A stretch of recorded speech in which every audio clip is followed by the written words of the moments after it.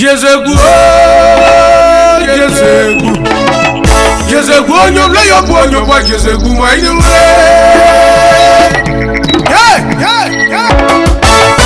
A onyo wa bo Jezegu. Jezegu onyo le yo bo. Yo bo Jezegu mo inu le. Edia mama enyobo. Yo wa bo mama enyobo. Côte d'Ivoire, élection présidentielle d'octobre 2025, conférence de presse de Madame la ministre d'État Anne Désiré Oloto Lamizana Guiglo, un message de reconnaissance et d'espoir pour le Cavali. La ministre d'État, directrice régionale des campagnes du RHDP dans le Cavali, superviseur général des élections présidentielles pour le compte de la région du Cavali, Madame Anne Désiré Oloto Lamizana a animé à Guiglo une conférence de presse à l'issue du scrutin présidentiel du 25 octobre dernier. Cette rencontre empreinte de sérénité et de gratitude a été l'occasion pour elle de dresser le bilan des opérations électorales et dresser ses remerciements à l'ensemble des acteurs engagés dans la victoire du RHDP dans la région du Cavali. Dès l'entame de son propos, Madame la ministre d'État a salué la forte mobilisation des populations du Cavali qui ont démontré une maturité politique exemplaire et un profond attachement aux idéaux de paix et de développement prônés par le RHDP. Elle a rappelé que la campagne s'est déroulée dans un climat d'écoute, d'unité et de cohésion grâce à l'engagement des cadres, des élus, des responsables de structures et des militants de base. Poursuivant, Mme Anne Désiré Oloto a mis en lumière la bonne organisation du scrutin dans l'ensemble des départements du Cavali. Elle a salué la discipline des électeurs, la transparence du processus et la collaboration efficace entre les représentants du RHDP, la CEU locale et les forces de l'ordre. Pour elle, cette élection a démontré la maturité démocratique de la région. Dans un ton empreint d'émotion, la ministre d'État a adressé des remerciements appuyés à tous ceux qui ont œuvré à la réussite de cette campagne et du scrutin. Elle a particulièrement salué la contribution des femmes du Cavali qu'elle a qualifiées de sentinelles du progrès et des jeunes qu'elle a invités à demeurer des artisans de paix et de développement durable. Abordant la suite du processus post-électoral, Madame la ministre d'État a lancé un appel vibrant à la consolidation de la cohésion sociale et à la préservation de la paix dans le Cavali. Elle a exhorté les cadres et militants du RHDP à demeurer humbles dans la victoire et ouverts au dialogue avec toutes les forces vives de la région. Suivons ici l'intégralité de cette conférence de presse très importante pour l'ensemble des Ivoiriens et pour la communauté internationale. Dans le cadre de cette campagne présidentielle, le RHDP, vous le savez, a mis en place une organisation et dans le cadre de cette organisation, le candidat, le président Alassane Ouattara, candidat du RHDP, m'a fait l'honneur de me désigner parmi son équipe, parmi les membres de son équipe de campagne. Et à ce titre, j'ai été désignée directrice nationale de campagne adjointe, chargée du district du Pas-Sassandra et directrice régionale de campagne pour la région du Cavali. Cela m'a donné l'occasion également à mon tour de mettre en place une équipe de campagne constituée de cadres, de responsables politiques d'élus de la région du Cavali, mais également de collaborateurs, de citoyens bénévoles, de personnalités de haut vol qui ont voulu s'associer donc à notre mission dans notre région et dans le Pas-Sassandra. Nous avons entamé cette campagne avec pour seul objectif de faire réélire le candidat du RHDP, le président Alassane Ouattara. C'était cela notre objectif. Et pour gagner notre pari, nous avons décidé de faire une campagne de proximité, une campagne inclusive, participative, dynamique, pour faire en sorte que les populations du Cavali trouvent dans cette opération de force l'opportunité pour dire merci au président Alassane Ouattara. Souvenez-vous que le président de la République, Alassane Ouattara, a un bilan qui a été jugé inattaquable par tous.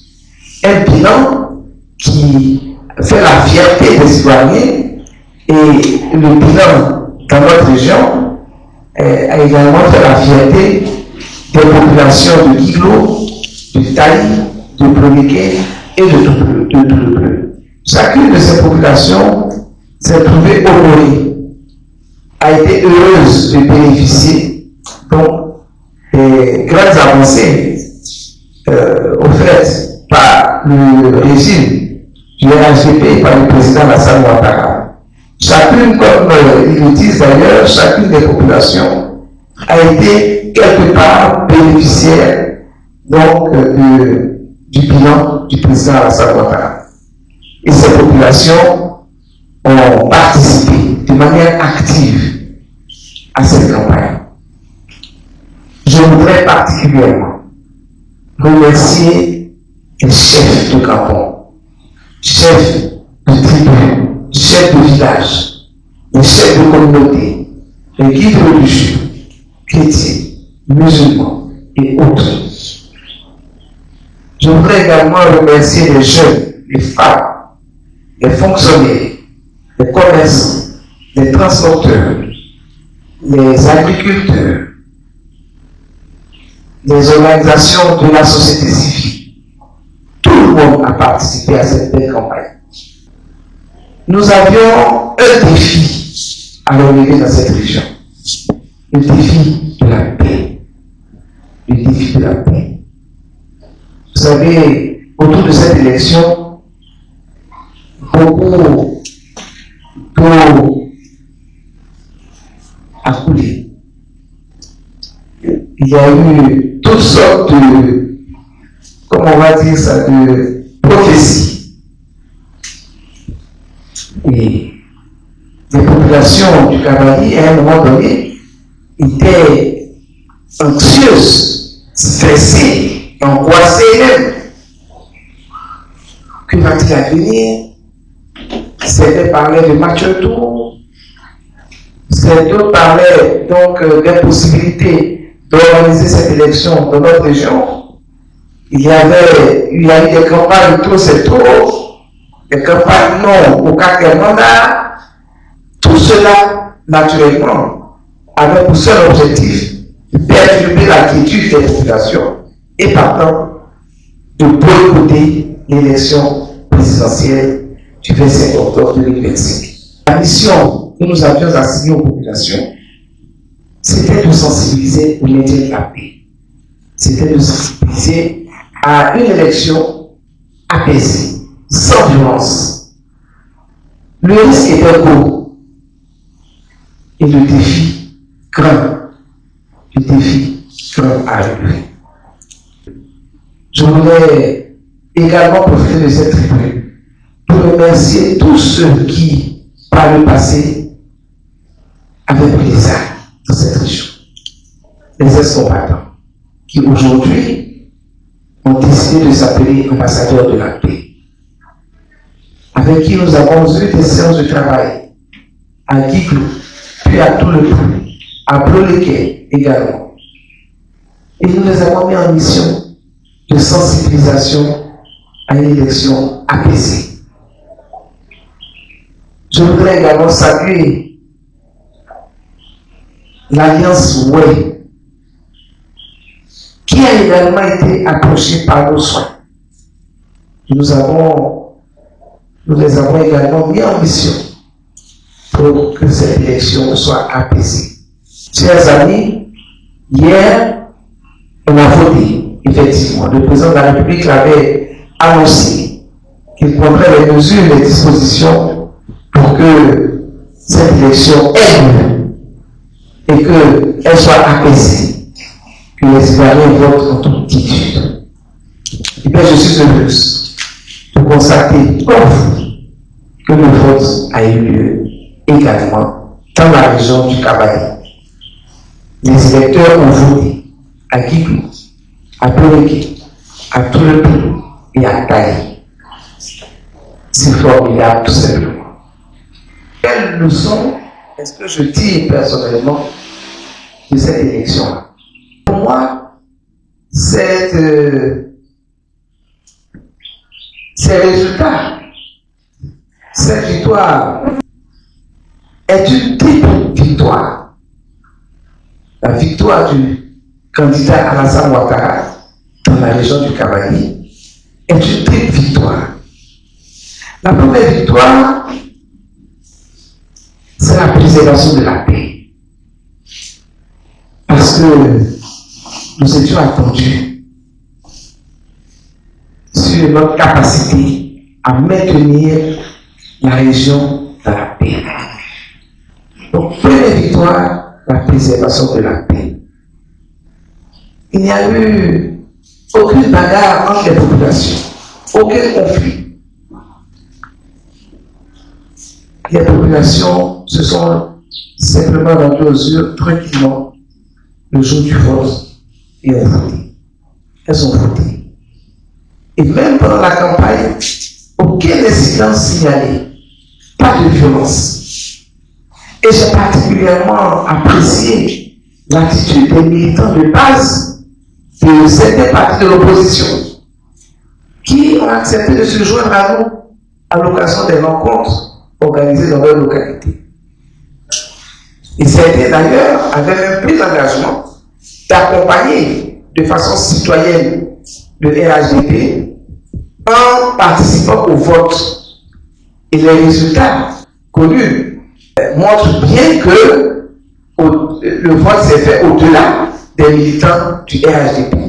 Et je voudrais vraiment saluer cette attitude républicaine, citoyenne, de certains militants des partis de l'opposition qui n'avaient pas de candidat, mais qui ont dit au fond, le président de la République, il est élu pour tous et il n'y a aucune raison que nous ne participions pas au choix de celui qui tiendra les destinées de notre pays, de notre beau pays, puisque notre bonheur en dépend. Ils l'ont dit, ils l'ont assumé, et moi je suis très fier. C'est une attitude à saluer. On l'a vu à Guiglo, à Brodiquet, à Taï, ainsi qu'à tout le bleu. Et j'étais d'ailleurs dans le passage central, comme je vous l'ai annoncé, et là aussi, plusieurs militants de base de ces partis d'opposition qui n'avaient pas de candidat se sont joints donc à notre campagne et avaient pris des engagements, les résultats de notre bien qui sont respectés. Leurs engagements, je voudrais profiter de cette tribune pour les saluer. La deuxième victoire, c'est le taux de participation. Le taux de participation. Nous avions pour objectif, de la part de la direction du RHDP, pour objectif à terme, un taux de participation de 33%. Le Cavalier avait un taux de participation qui lui avait été donc exigé, et un taux de 33%. Nous sommes bien au-delà de ce taux de 33%. Ce taux de participation pour moi est une victoire, puisqu'il avait été prédit, annoncé, souhaité même que les populations boudent cette élection et ne participent pas au vote. J'ai été heureuse et fière de voir dans plusieurs bureaux de vote que j'ai eu l'occasion de visiter des populations de toutes les ethnies, de toutes les origines ethniques de Côte d'Ivoire aller procéder donc au choix de leur président, de leur futur président. Peu importe qui ces populations ont voté, mais ce qu'il importe ici de rappeler, c'est le taux de participation, c'est-à-dire leur volonté de participer à la désignation du président de la République. La troisième victoire, naturellement, c'est le score du candidat. Et vous avez vu qu'il n'y a pas eu match. Le président Alassane Ouattara a vraiment donné le pion à tous ses adversaires politiques et il s'est donc illustré. Il suffit dans la région du Cavalier, comme on le dit chez nous ici, le vrai propriétaire des lieux, le maître des lieux, et il a une assise forte, solide dans le Cavalier. C'est cette victoire-là que je voudrais saluer. Ce qui ne veut pas dire forcément qu'il n'y a pas eu de difficulté. Il n'y a pas eu de problème dans la région. Il y en a toujours. Comparé à 2020, comparé à 2010, cette année a été une année magnifique. Cette élection présidentielle à Saint-Louis. Et j'en suis très heureuse. Il y a encore des efforts à faire. Nous devons poursuivre nos initiatives en termes de lutte contre la violence et en termes de préservation de la paix. Nous devons poursuivre parce que on a malheureusement constaté, de façon, c'est vrai que c'est très marginal, mais ça a quand même existé dans environ 3 ou 4 bureaux de vote, des actes de vandalisme. Je veux dire des actes d'une certaine bassesse qu'on n'aurait pas dû voir. Je veux citer le cas par exemple de Cathy, où un individu se faisant passer pour un électeur, à un moment donné s'est emparé d'une pour s'enfuir. Bon, c'est quand même ridicule, parce que l'urne avec laquelle vous enfuyez, pendant ce temps vous avez laissé les registres, les tablettes, tout ça, bon, mais félicitations à CEI qui a su rattraper les choses, le vote a repris. Et sur la fait, là encore, ça a été un véritable rodéo. La course pour protéger cette fameuse urne. Les jeunes ont dû organiser donc un rideau, un cordon hermétique.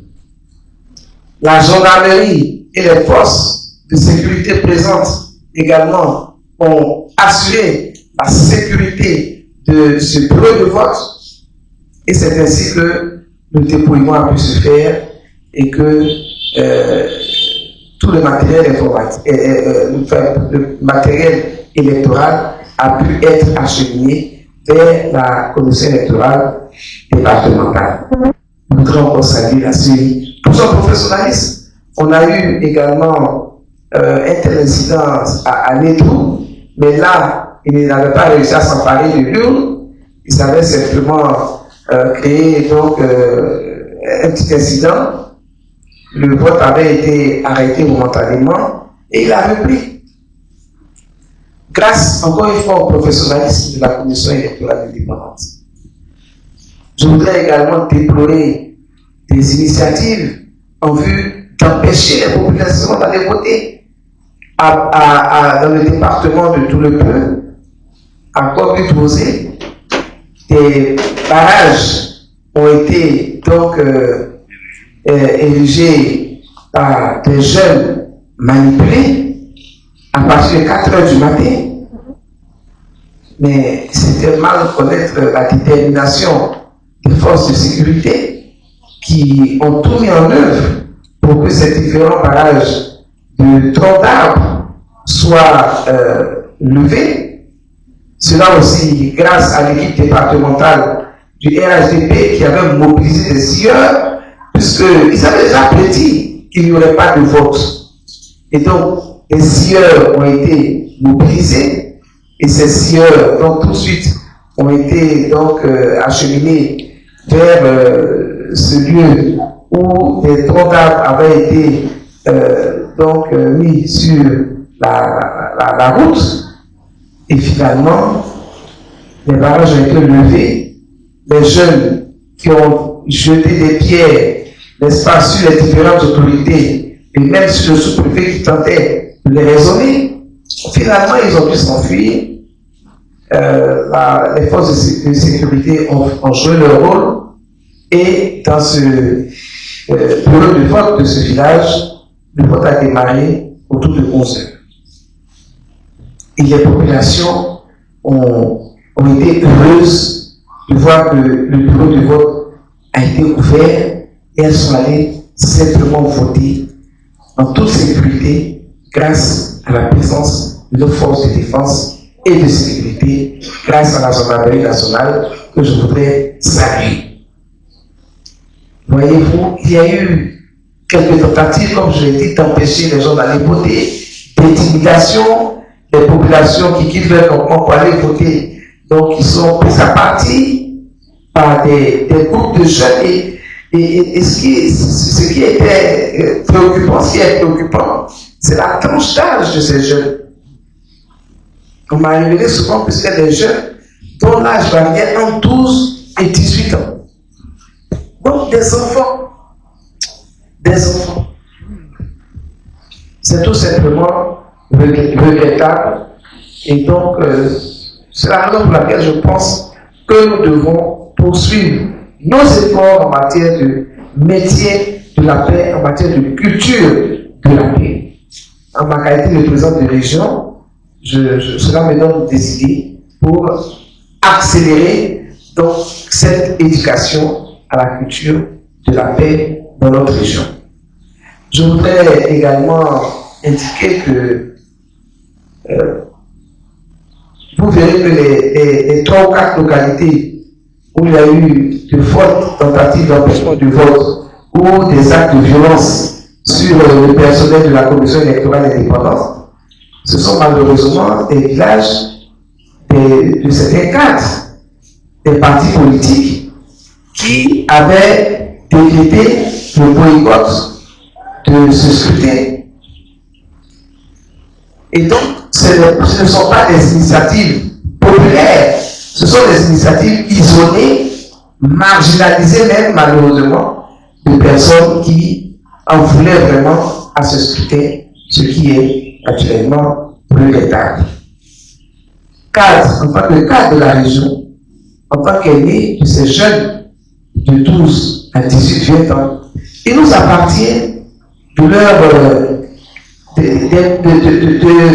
leur proposer des bonnes pratiques et non des pratiques tendant à les inciter à la violence et non des pratiques tendant à leur apprendre la culture de l'indiscipline. Nous avons vis-à-vis de ces enfants, de ces jeunes, une obligation de les aider à être de bons citoyens demain. Donc, comment les emmener donc à cette culture de la citoyenneté, ou cette culture à la citoyenneté? En tout cas, personnellement, ce sont des constats que nous avons fait au niveau du RAGP qui nous ont profondément attristés. Et je pense que avec ces jeunes, avec les jeunes leaders de la région du Kabazi, nous entreprendrons donc un certain nombre d'initiatives. Nous prendrons des initiatives pour faire en sorte que cette jeunesse de la région du Kabazi sorte de l'ignorance. Nous allons mettre l'accent dans notre région sur l'éducation. Sur l'éducation. Parce que sans éducation, un peuple court à sa perte. Sans éducation, sans connaissance, un peuple court à sa perte. Et ces jeunes ont besoin d'éducation. Ils ont besoin d'encadrement, de proximité, qui demain donc les aidera, cet encadrement les aidera donc à faire le bon choix. C'est le choix de la discipline, le choix de la responsabilité, le choix de la citoyenneté. Parce que le président Alassane Ouattara rêve d'une grande nation, d'un grand pays, et un grand pays, une grande nation repose sur des citoyens responsables, des hommes et des femmes responsables, à la tâche, ensemble, main dans la main, pour porter cet idéal, donc de bâtir ensemble une grande nation. La dernière observation que je voudrais faire, c'est le niveau d'implantation du RHDP dans la région. Vous l'avez vu, le RHDP est vraiment le plus grand parti de Côte d'Ivoire, mais aussi le plus grand parti dans la région du Kabazi. Avec le taux de participation que nous avons constaté, avec la belle dynamique de cette campagne électorale que nous avons menée dans notre région, nous sommes heureux de constater que le parti est bien présent, bien organisé, bien structuré dans tous les départements de notre région. Nous avons 4 départements administratifs, mais le RHDP a plutôt organisé 8 départements politiques dans la région du Kabazi. Ce qui nous a donné un avantage en termes de proximité avec les populations. À Taï, nous avons 2 départements politiques, Zagné et Taï. À Guiglo, nous en avons 3. À Plonéquin, nous en avons 2. Et à tout le Bleu, nous avons 1 département politique. Ces départements politiques sont découpés en zones. Et ça nous a permis, tout cela nous a permis d'avoir une très très grande proximité. Et au-delà de toute cette structuration, nous avons également des militants bien formés. La constance de l'activité politique du RHDP nous aura permis donc d'avoir une bonne occupation du terrain,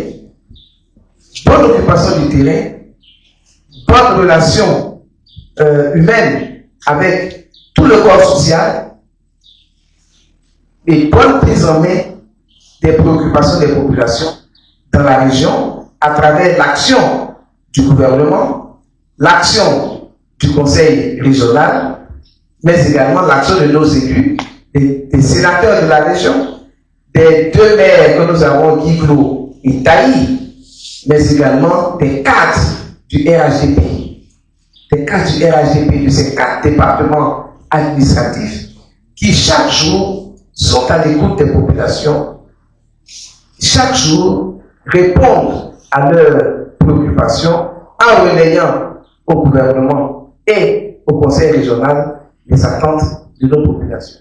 Cette bonne prise en main des attentes de nos populations aujourd'hui nous donne ce résultat que nous avons obtenu. C'est un résultat qui est logique. C'est un résultat, je veux dire, que tout sachant pouvait prévoir.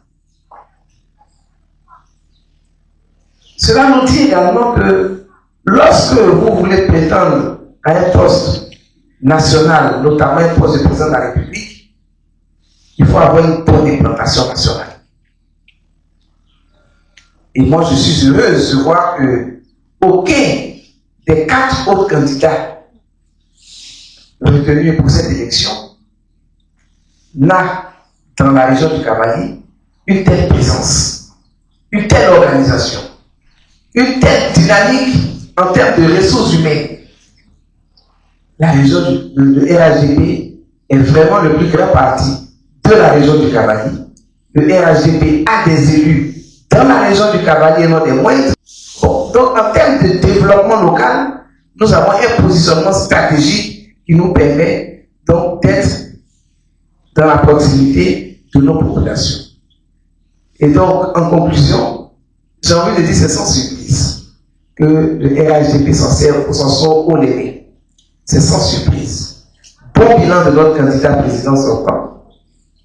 Bonne implantation du parti. Ressources humaines de qualité, présentes, dynamiques. Des cadres également disponibles et présents. Des élus à la tâche. Un conseil régional qui est très actif. Des maires et des sénateurs qui font corps avec le conseil régional, une bonne approche managériale de proximité qui met l'homme au cœur de notre politique. Tout cela, c'est du copier-coller par rapport à l'école Alassane Ouattara. C'est du copier-coller. Tout ce que nous implémentons ici, nous le tirons de cette école Alassane Ouattara. École de la bonne gouvernance. École de l'humanisme, école de l'écoute, école du travail, de la détermination, du courage, de l'abnégation, école de la loyauté envers notre nation, la loyauté envers notre patrie. C'est à ce prix-là que nous pouvons demain prétendre travailler pour une grande Côte d'Ivoire fière, une Côte d'Ivoire avec des Ivoiriens qui sont fiers, heureux de vivre ensemble et de toujours relever de grands challenges. Chers amis journalistes, tel est mon propos en cette fin de campagne électorale et du processus électoral. Nous reviendrons bientôt de notre tournée de remerciements et de félicitations aux populations. Pour l'heure, je voudrais vous dire merci. Merci pour votre présence à nos côtés. Et puis, souhaiter un fructueux mandat au président élu, naturellement le candidat du RHDP,